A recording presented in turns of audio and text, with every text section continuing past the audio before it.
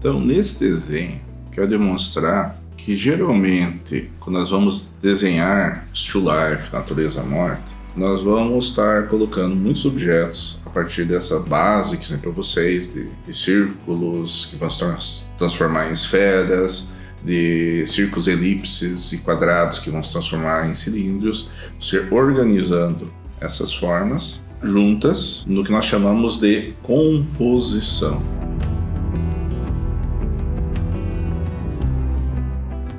Então aqui eu tenho desenhos e aí perceber que eu fiz eles sobrepostos aqui. Isso ajuda muito a passar a ilusão de profundidade, que tem um objeto na frente do outro. Como vocês estão vendo aqui, desenhei esse vaso um pouco para frente da caneca. Isso me ajuda a essa sensação. Existe uma regrinha básica também que pode parecer extremamente óbvia, mas eu já vi muitas pessoas errando isso. Quando eu for desenhar aqui, posso escolher então qual eu vou colocar na frente, qual está na frente da outra. Eu posso, por exemplo, colocar caneca na frente. Mas olha que ela vai parecer estar voando. Por quê? Isso é uma questão da perspectiva básica. Os objetos que estão mais para baixo na nossa linha de visão, elas estão mais para frente com relação aos objetos que estão atrás. Isso é no nosso dia a dia. Mas o desenho não tem isso. O frente e atrás é extremamente subjetivo, porque são todos no mesmo plano. Mas percebam esse erro aqui. Parece que essa caneca está voando, porque ela não pode estar na frente desse vaso se ela está mais para cima nessa relação. Então, os objetos que estão quanto mais para baixo, mais para frente vão estar no plano desenho. Então, aqui, vamos ajustar para deixar o vaso em frente à caneca. E podem perceber que, naturalmente, ele já melhorou. Já parece estar no lugar. Aqui eu vou aplicar uma variação do nosso uso do degradê para trabalhar a questão dos volumes. Só que agora nós vamos estar colocando, vamos estar aproveitando da questão do fundo também, das nossas composições. O contorno bem definido, então eu faço uma linha bem definida, grossa, então eu desmancho essa linha de contorno. Cuide muito, o contorno tem que existir, tem que ser bem claro. Ao mesmo tempo, evitem com que ele apareça no seu desenho. Chamo essa técnica de desmanchar a linha. Aqui vocês podem ver como, para fazer uma esfera, nós vamos também em formato circular.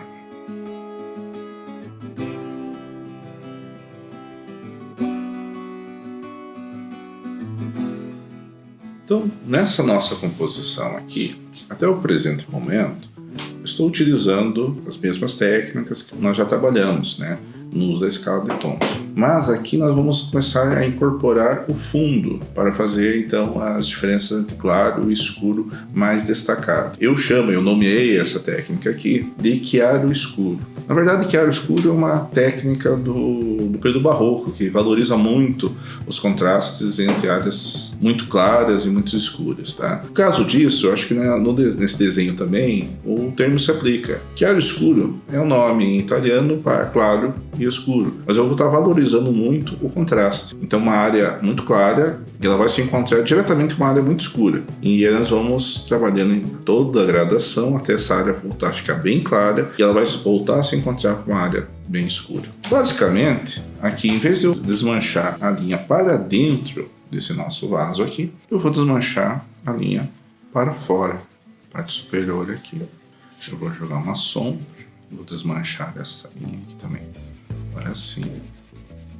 Mas eu não vou deixar tão escuro quanto na parte interna dos objetos. Depois vocês vão ver, porque daí envolve já outras técnicas de acabamento. Mas pense, o fundo define tanto o que é a figura do que a própria figura, do que as próprias linhas da figura. E aqui nós vamos reforçando cada vez mais esse conceito de evitar as linhas de contorno. E estamos aprendendo aqui que existem duas formas principais de você fazer um desenho. Duas maneiras principais de você conseguir produzir as imagens, produzir as formas que você queira com o seu desenho. A primeira é com as linhas, você utilizando principalmente as linhas. A segunda é utilizando manchas, diferenças entre o claro e o escuro, muito mais manchas em cima da superfície. E o que nós estamos fazendo aqui é um híbrido dessas duas formas, que é, a partir das linhas,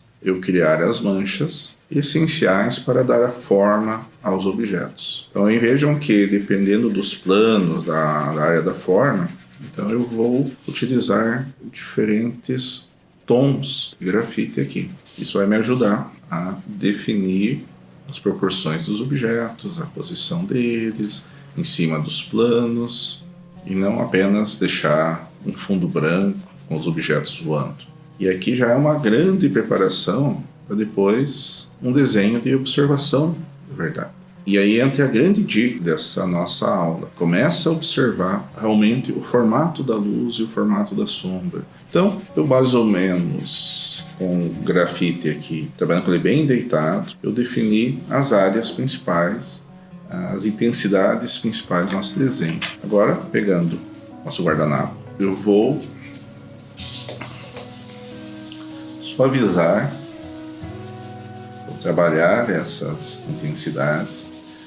Inclusive, eu vou passar uma camada de cinza por todo o desenho. Vou aproveitar isso aqui para ensinar daqui a pouco sobre uma outra técnica que vocês podem estar utilizando. Então vejam só, joguei os tons médios e eu vou reforçar então agora algumas áreas mais escuras para aumentar um pouco o contraste. O que é interessante nós sabemos também, tá? Que quando nós temos as áreas de sombra, geralmente a área mais escura de qualquer objeto não é a borda, mas é um pouco para dentro, porque vai ter a luz que bate na mesa e reflete de volta para o vaso, como é o caso aqui, para esse objeto. Então é interessante, se não jogar o máximo de força na borda aqui no início, mas você aguardar um pouquinho, tá? E deixar uma área mais clara e escurecer mesmo um pouquinho mais para dentro. Mesma coisa acontece na parte interna. Na nossa caneca eu vou trazer mais ou menos para essa área o ponto mais escuro. Nossa esfera, que seria a laranja aqui, eu vou jogar essa área um pouco para dentro aqui. Geralmente nesse formato, como se fosse uma lua crescente.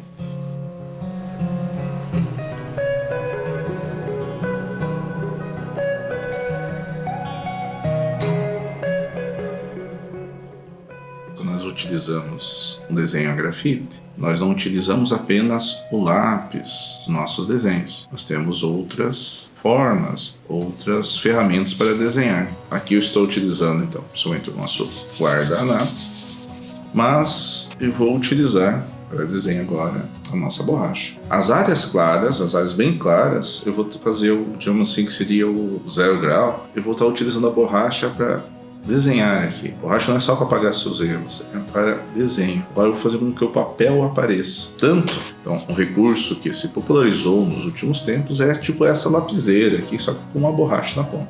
Isso aqui pode ajudar muito nessa fase de desenho, utilizando essa técnica. Porque olha só, agora eu vou pintar as áreas claras. Faço um cinza geral e permite então agora apagar esse cinza e fazer uma escala de tons, mas agora a partir do branco do papel. Posso usar uma borracha tradicional também para ir criando as áreas mais claras do meu desenho.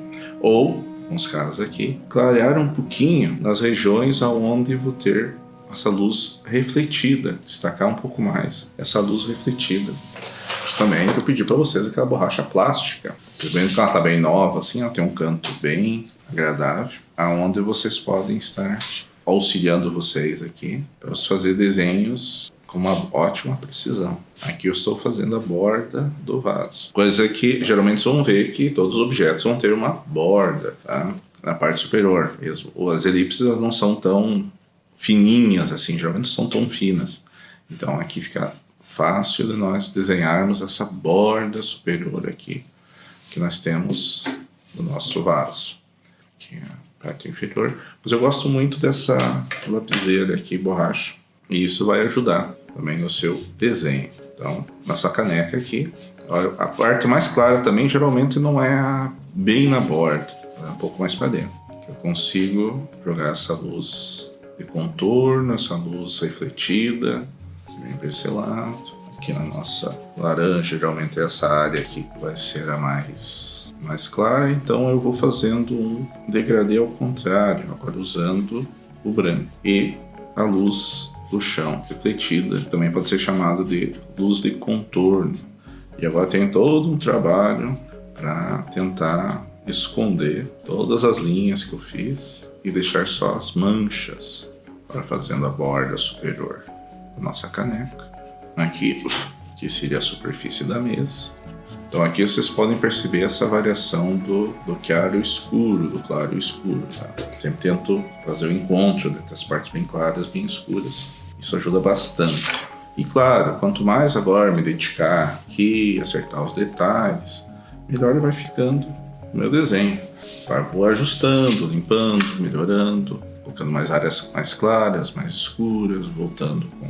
E aí nós vamos construindo os valores tonais, os valores do desenho, que tem um bom contraste, mas que ele também tenha boas definições, bastante áreas, bastante variações entre áreas claras e escuras. Aqui é uma fase muito boa para nós trabalharmos então com esse funinho para os acabamentos finais, para misturar o branco então com esse cinza que nós criamos. Então também misturar o branco, agora eu vou reforçar algumas áreas que considero necessárias, sejam mais escuras, tenham maior contraste, principalmente ajudar na diferenciação dos objetos de cada uma das áreas, que seja todo feito com manchas, esteja tudo borrado, mas que ao mesmo tempo esteja bem definido.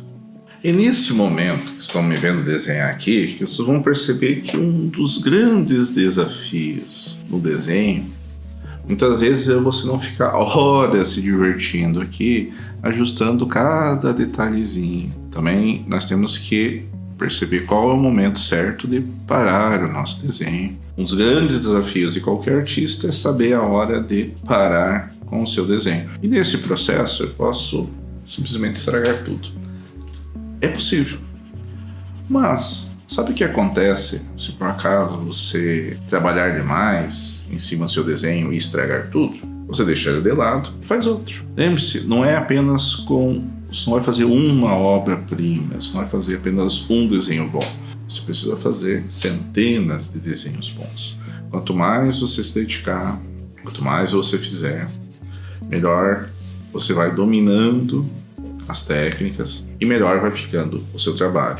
E você só vai descobrir que você passou do ponto quando você realmente estragar o seu desenho. Então não é num desenho que você acaba descobrindo. É sempre uma aprendizagem para a sua próxima obra, para o seu próximo trabalho. E aqui, então, a nossa apresentação do que é possível nós produzirmos a partir dessas técnicas. Na frente, coloque o nome de forma legível.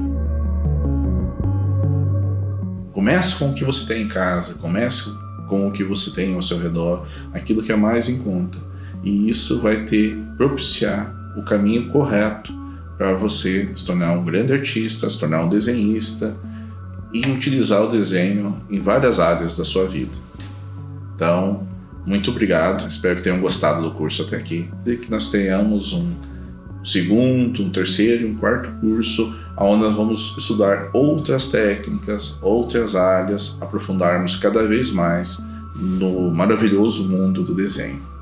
Eu sou Gerson Witt e esse é o Senhor das Artes.